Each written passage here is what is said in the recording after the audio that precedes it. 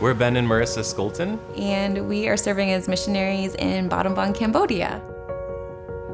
Currently in Cambodia, about 95% of the population are Buddhists, and the other 5% are kind of a mix between usually Hinduism and Christianity, which is somewhere between 1.5% to 2% right now.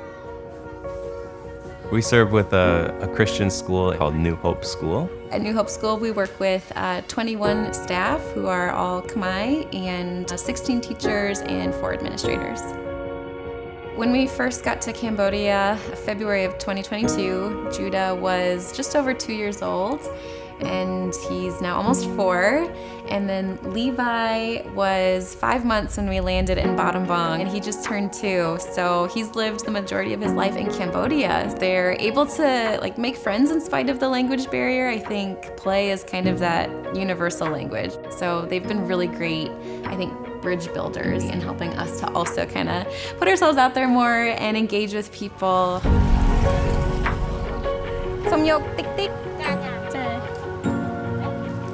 Over the last year and a half, we've been working really hard to start learning some Khmer, the official language of Cambodia, and it's not easy, but we're starting to make enough progress that we can, interact with people. When we're speaking in their heart language, we just see people light up and want to engage with us more, and so to be able to kind of have that connection is just really encouraging, and to be able to get to go deeper with people through communicating is awesome.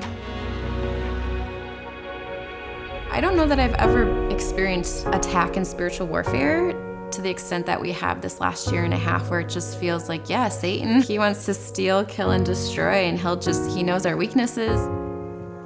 I remember one particular week was really hard. It just felt like everything was going wrong, the kids were a mess, and I couldn't stop replaying these feelings of, I don't want to be here, I don't want to be here, and just crying, and where is this coming from? Just this emotion of despair that wouldn't go away.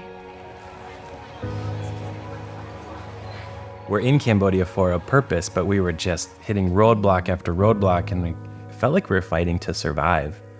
We're here to do ministry, we're here to be out, we're here to be at the school. We found that attacks come in waves, and it was intense. That was a hard couple weeks.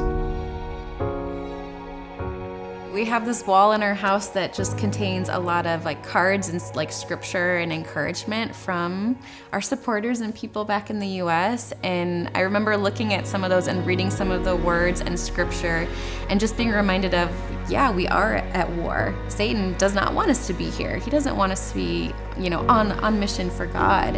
And to remember who the enemy is, right? It's not each other. It's not Cambodia.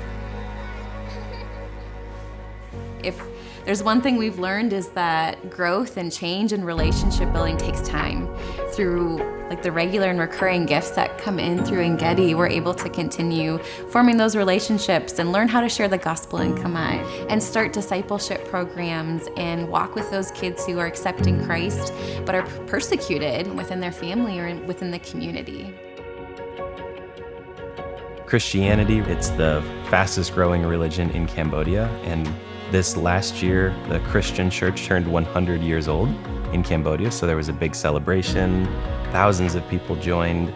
So there's a movement, and there's a lot of young pastors and young disciples who are just hungry and sensing how urgent this message is. We've seen baptisms this last year at our school. Almost 20 students were baptized. We're just blessed to be a part of that movement.